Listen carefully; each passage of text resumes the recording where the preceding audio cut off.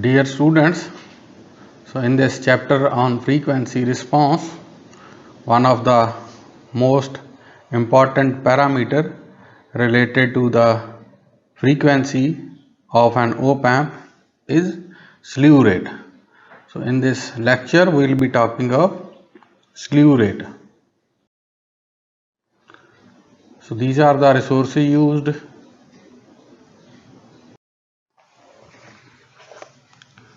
So slew rate is the maximum rate of change of output voltage with respect to time. It is usually specified in volt per microsecond. For example, 1 volt per microsecond slew rate means that the output rises or falls no faster than 1 volt every microsecond. Ideally, we like to have infinite slew rate so that the op-amp's output voltage would change simultaneously with the input. Practical op-amps are available with slew rates from 0.1 volt per microsecond to above 1000 volt per microsecond. The National Semiconductor LH0063C has a slew rate of 6000 volt per microsecond. Generally, slew rate is specified for unity gain and is measured by applying a step input, that is a DC voltage.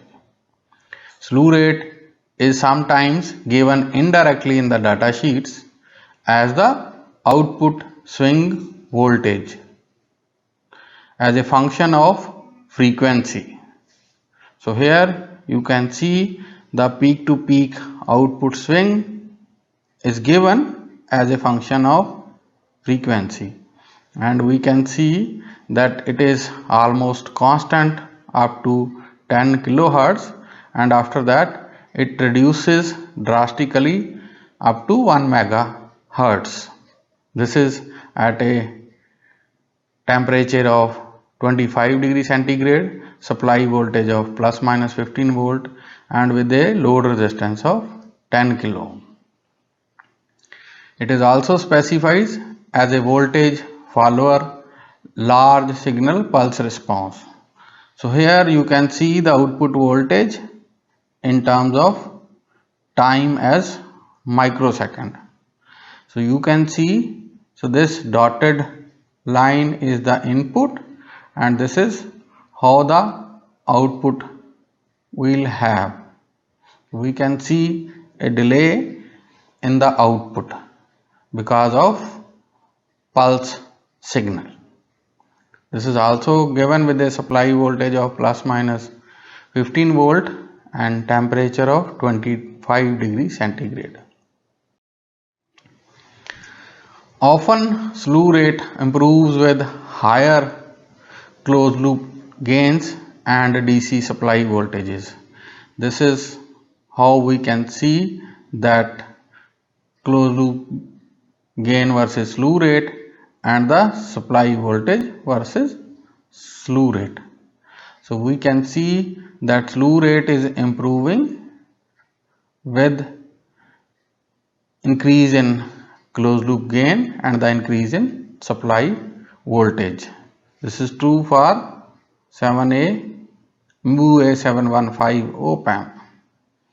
So the slew rate is also a function of temperature, and this decreases with increase in temperature. This can be shown in this figure. This is supplied in the data sheets. So the slew rate of some op-amps improved when they are wired with feedback compensation.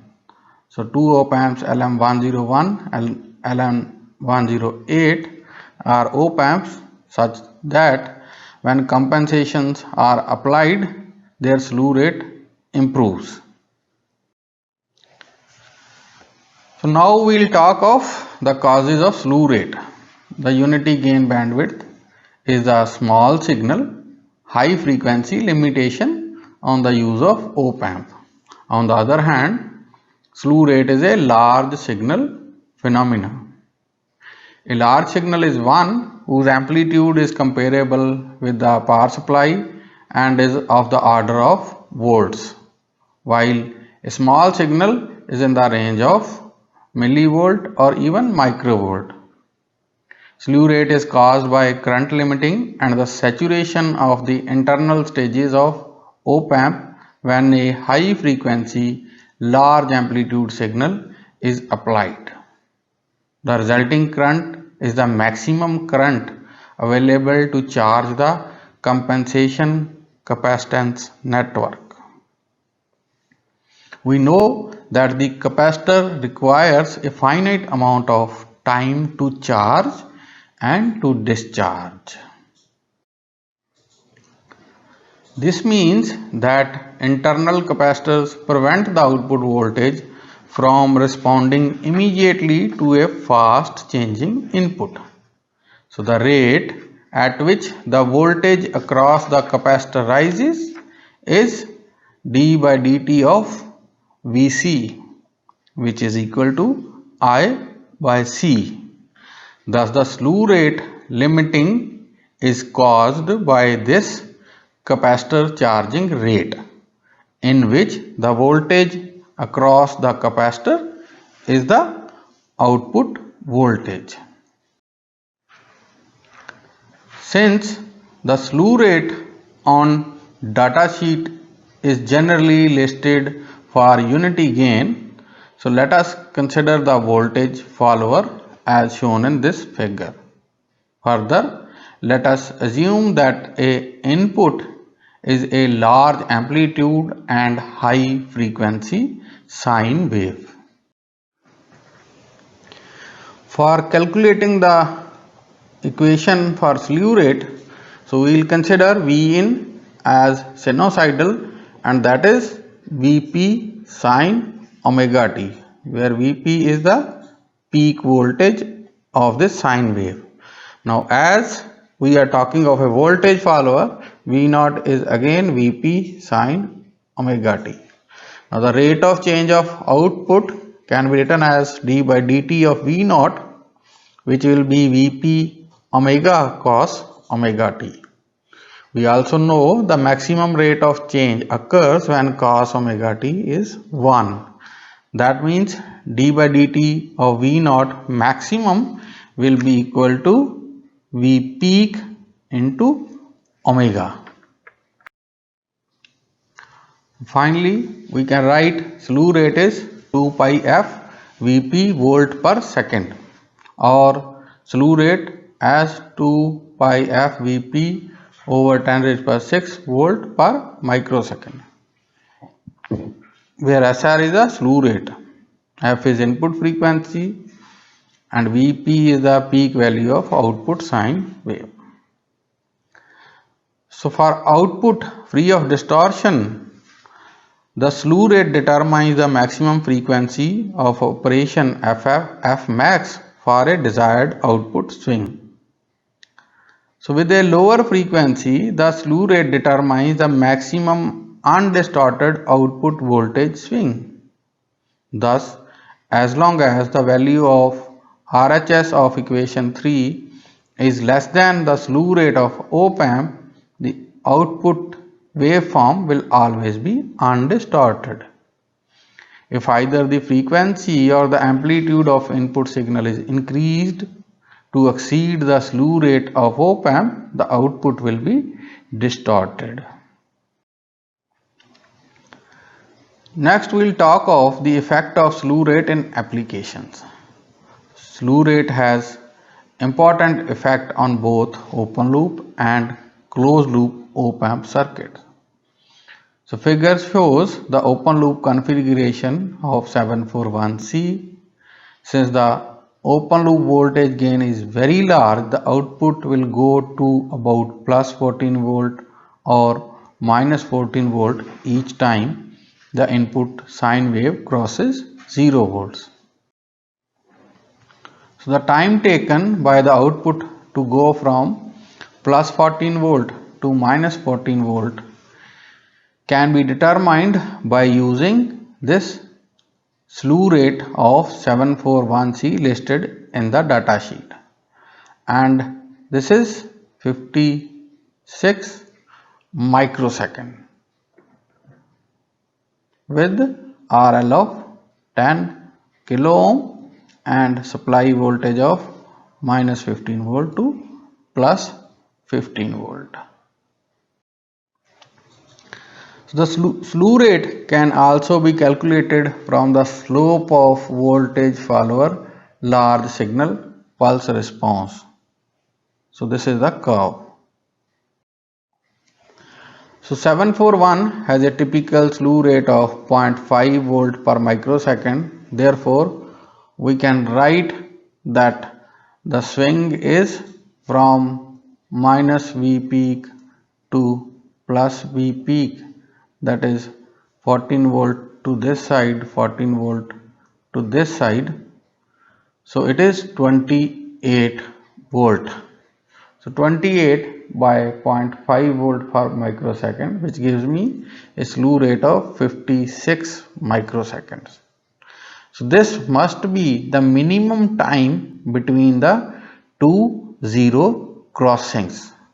Hence, the maximum input frequency at which the output will be distorted is given by 1 over 2 times 56 microseconds, because it has to go up and it has to go down, 2 zero crossings.